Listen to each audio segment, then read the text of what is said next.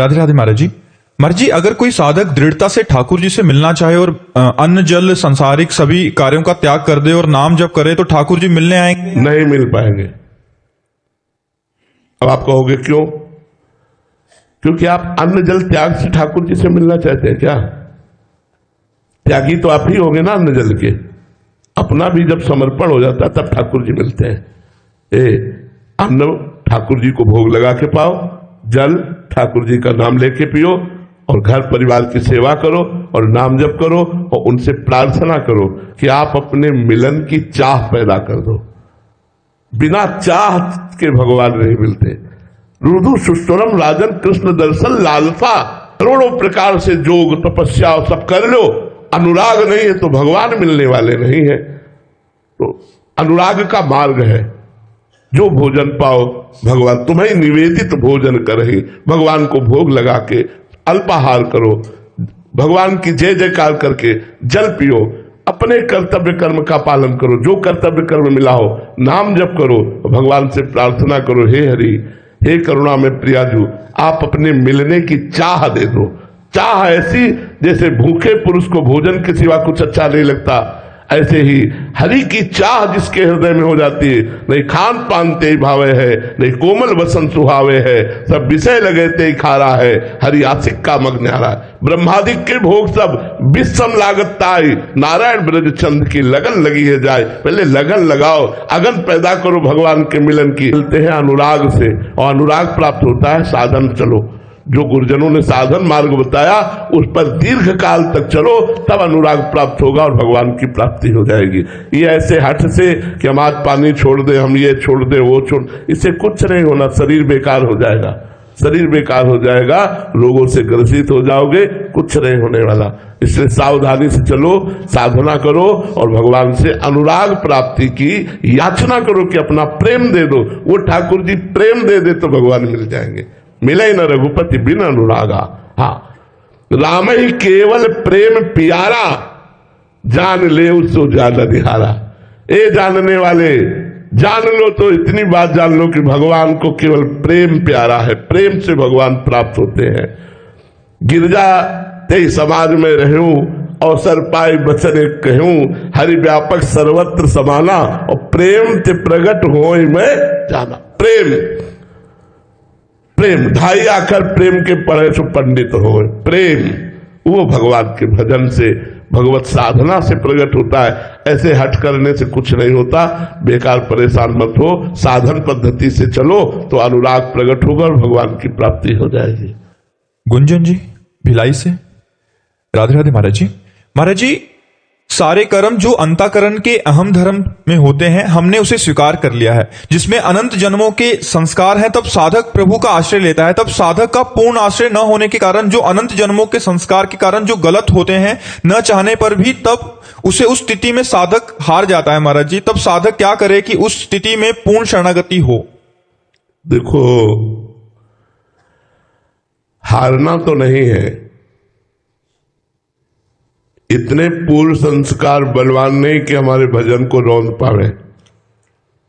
पूर्व संस्कार अशुभ असत जिनकी सत्ता रही है, जब वो इतने बलवान है तो जो शुभ परमानंद दाता महान सत्य त्रिकाल सत्य भगवान का नाम जप है, वो हमें परास्त कैसे होने देगा, हमें हारने कैसे देगा? इसका मतलब है आपकी शरणागति की कमजोरी है, इसका मतलब है आपके भजन में कमी है। अगर आप भजन परिपक्वता से कीजिए, भगवान के स्मरण के सहित विषयों में वो गिरेगा, लेकिन वो विषयों में गिरना भी उसका ऐसे होगा जैसे बाल का खिलाड़ी अपने बाल को जमीन पे मारता है और फिर मारता है एक मुक्का के लक्ष्य में पहुंच जाता है, ऐसे उसका गिरना होगा। वो गिरेगा जरूर क्योंकि माया बलवती है, लेकिन वो अपने लक्ष्य को प्राप्त होगा, इसे कोई नहीं रोक सकता।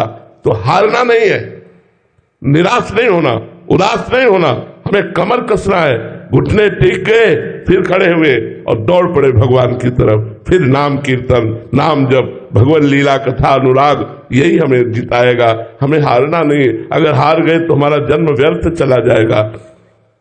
विषय बलवान है, मानते हैं, पर भगवान से बलवान नहीं है। जब नाम भगवान को अधीन कर सकता है तो विषयों को क्यों नहीं अधीन कर सकता? नाम जप करो, खूब नाम जप करो, उत्साह पूर्वक नाम जप करो, धैर्य पूर्वक नाम जप करो। अगर ऐसा ना होता तो हम लोगों का जीवन बर्बाद हो गया होता, हम लोगों का जीवन बर्बाद हो गया होता। लेकिन भगवान की कृपा से आबाद हो गया, बर्बाद नहीं हुआ, आबाद हो गया।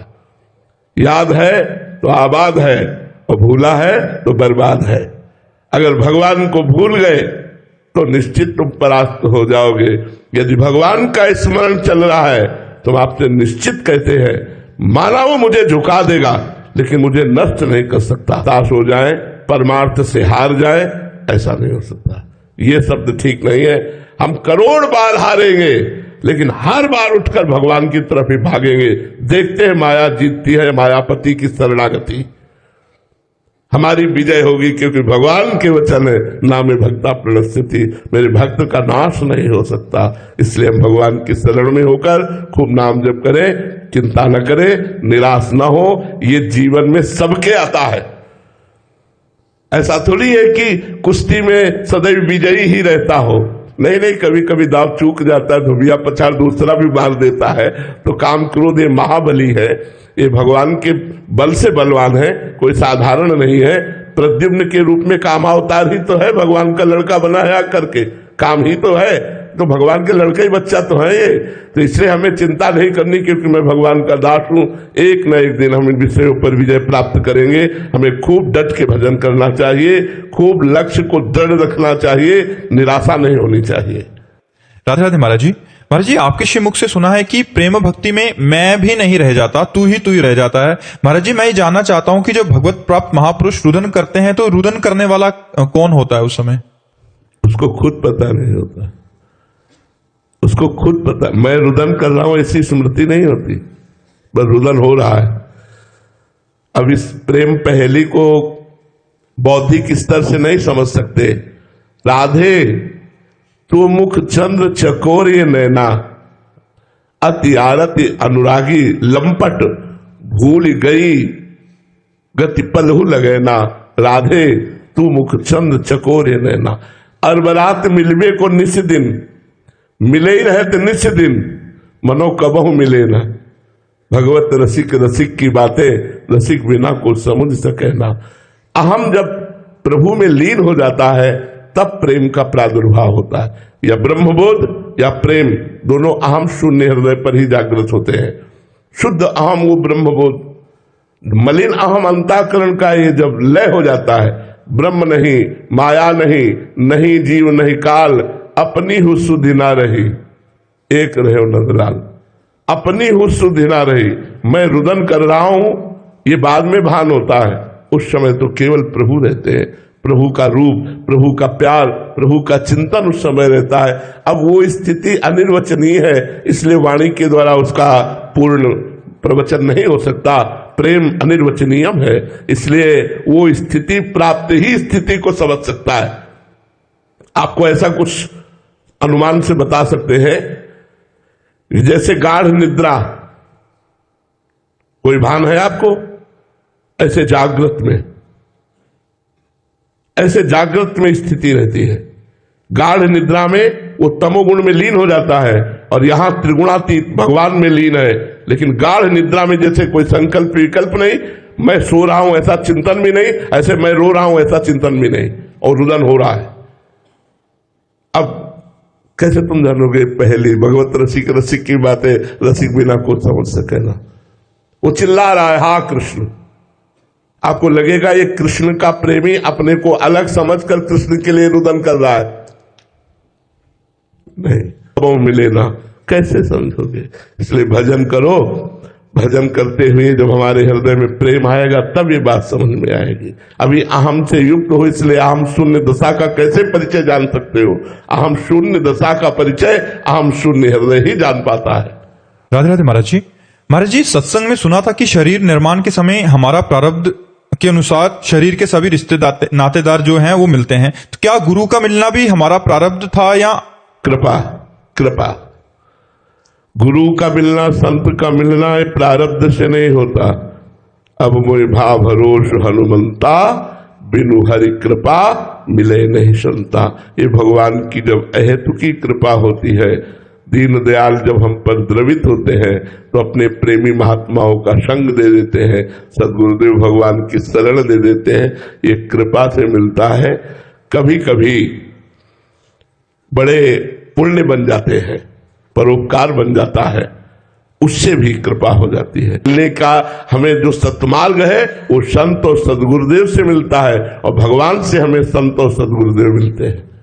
श्री राधा वल्लभ लाल की